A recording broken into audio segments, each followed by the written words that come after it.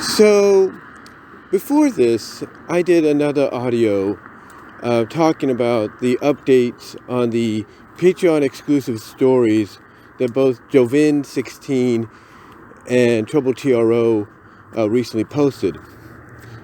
But it also got me thinking about something, thinking about a very kind of unique, if not, I'm sure to a lot of people, weird question. And that is, well, as complicated as the question might be, the question obviously is, why do these artists that do the webcomics, and maybe the scripts for the webcomics, or those that write these stories, to be showcased on places like DeviantArt, For Infinite, Ink Bunny, or even Patreon, or fanfiction.net,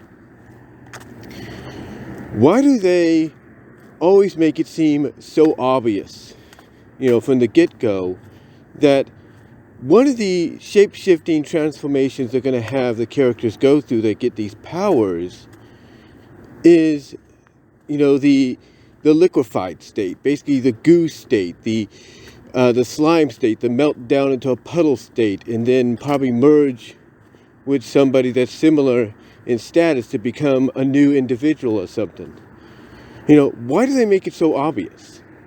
I mean, true, they don't come out and say it's going to happen in the synopsis, but pretty much if you followed any kind of story that has a similar tone with characters that have similar powers, then you know that's going to be the direction they go. And for some odd reason, I say with all due respect, no offense, for some odd reason, when the female characters get these powers, that's always the main area that they are bound to head to, that they're bound to try out. If not, right off the bat, but inevitably. Sometimes they even kind of give a hint that they're going in that direction, with, maybe one of the main characters actually doing it, but, accidentally or unbeknownst to them, they end up doing it, and then when they find out what they did, it intrigues them, it arouses them, especially if the story's of an erotic take, which most of these sometimes are, surprisingly.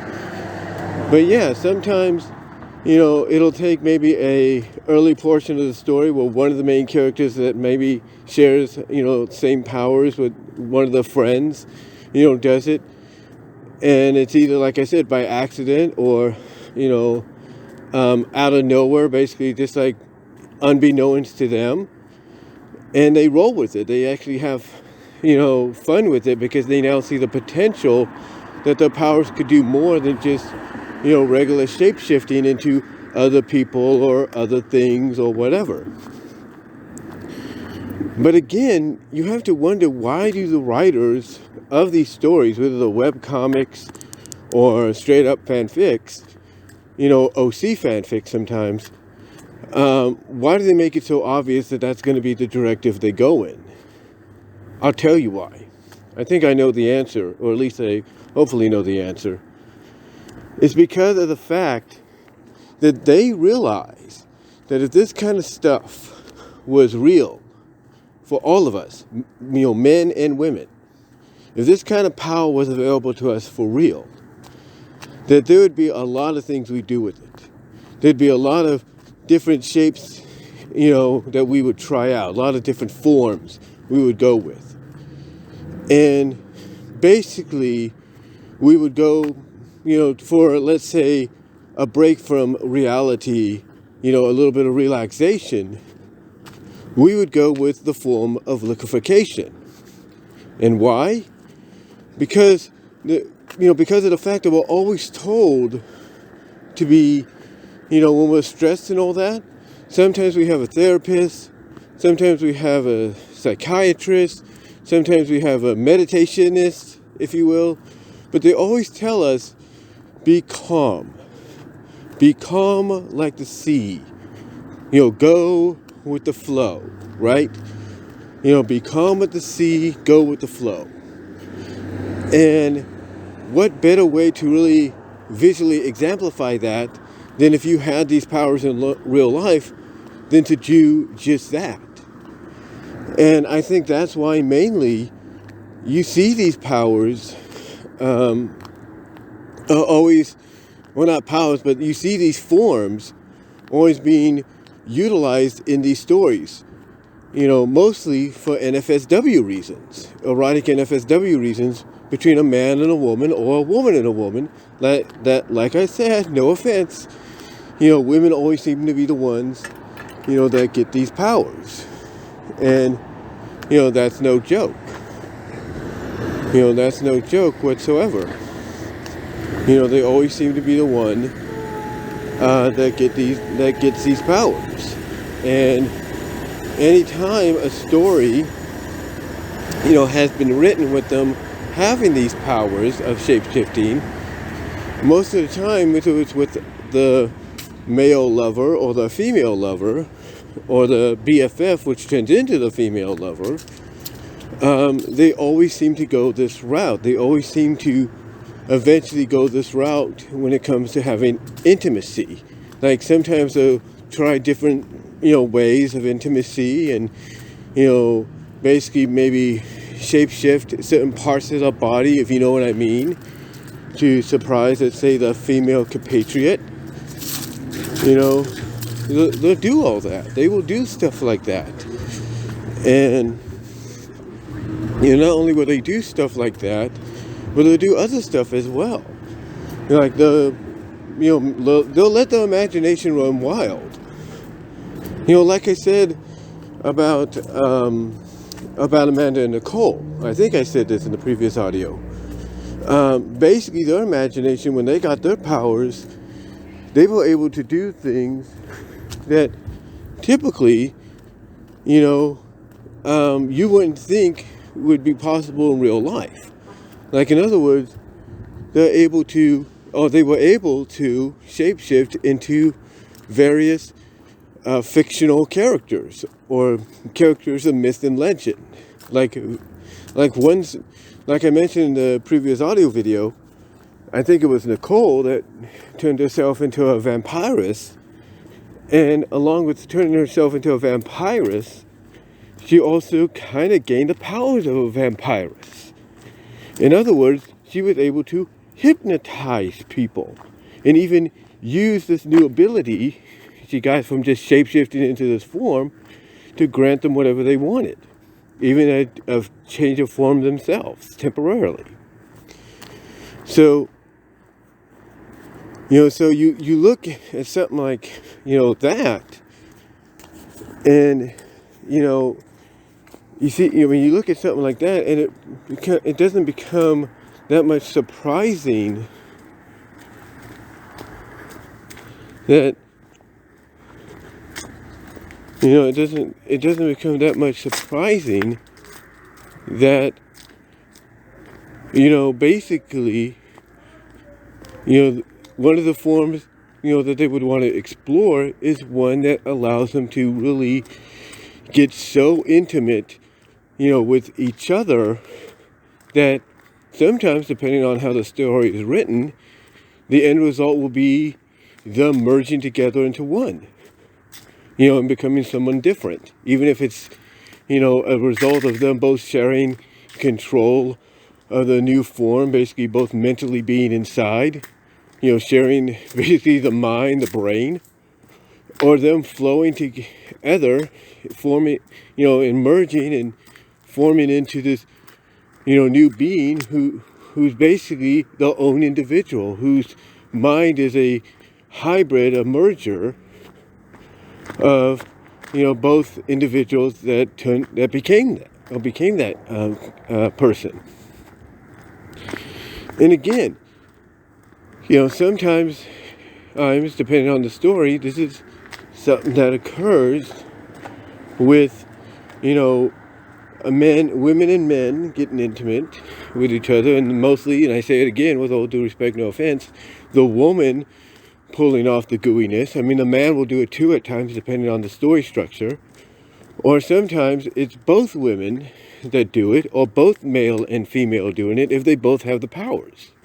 Like if both a male and a female do it, yeah, you know, if you read the kind of stories that I've kind of looked at myself, you know, upon suggestion, yeah, there is no doubt that things visually, if you imagine it in your mind, picture it in your mind by reading it, can get crazy. They can. Same with the woman. Same with a woman and a woman getting it on with each other. And sometimes it doesn't result in anything, you know, at the end, except them being a mixed, you know, gooey puddle on the bed or the floor that separates later on, you know. But also sometimes it will result in, like I said, a merger and a fusion. And, you know, and you wonder, you know, why do the writers make it so obvious that this is going to be something that they head into direction-wise with the story when they start writing these kind of stories, or writing the scripts for the webcomics. It's like, why do they make it so obvious? And again, I think the reason they do it, you know, like I said, to go back to the answer, is because they're basing it on how we and they themselves, you know, would utilize these kind of powers. Like they're basically taking the characters in the story and they're saying, this is us, and this is how we would be using the powers back and forth.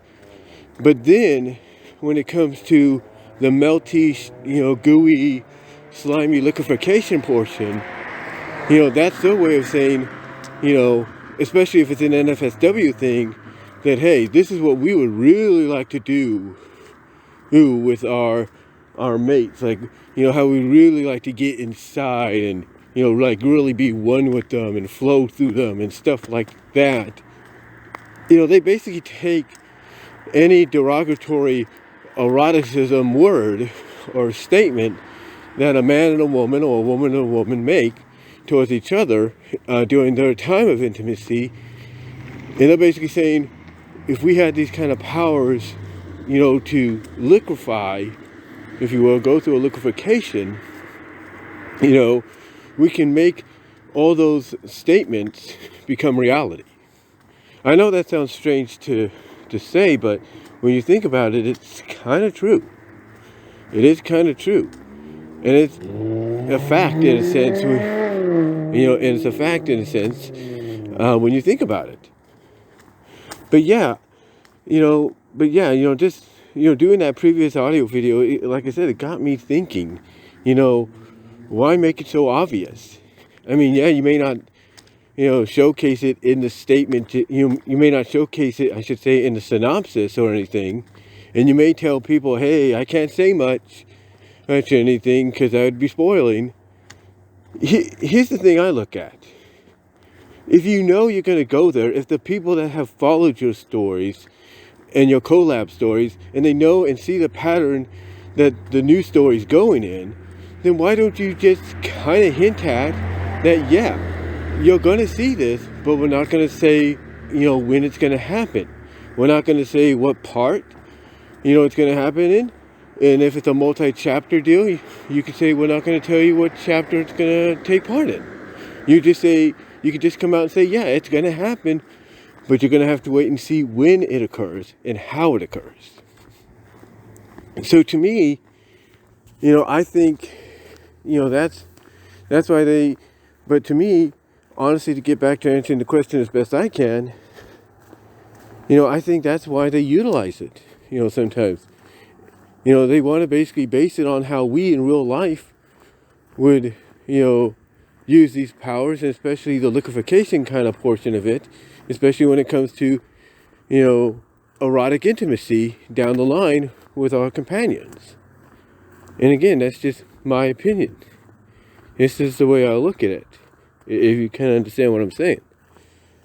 But again, the one thing that does kind of get under my skin, irks me a bit, is why don't you just hint at the fact it's going to happen, but not say any more than that.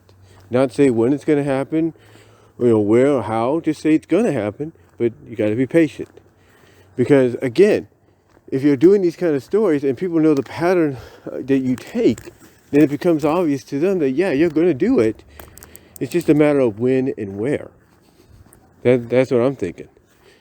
You know, that's what I'm thinking. But Anyway, I just wanted to talk about this, kind of try to answer the question best I can as to why they make it so obvious, when they do these stories of this is one of the basically shape-shifting forms that's going to be occurring in the story. But let me know what your thoughts are. Let me know what your thoughts are below and in the live chat. Like the video. Patreon me, or support me on my Patreon at BW Roses at the $1, $3 tier. Venmo at Brian-Womer-2. Cash App at BW Roses 98. Also, support and listen to my BW Roses discussions, all your favorite audio podcast locations, except for Pandora, where you will get a podcast version of this. As well as check me out at VENMO, at BW Roses, and at the Teespring store as well, and at deviantart.com, says BVW1979. These are outlets where you can find me outside of YouTube. But until then, guys, I am out.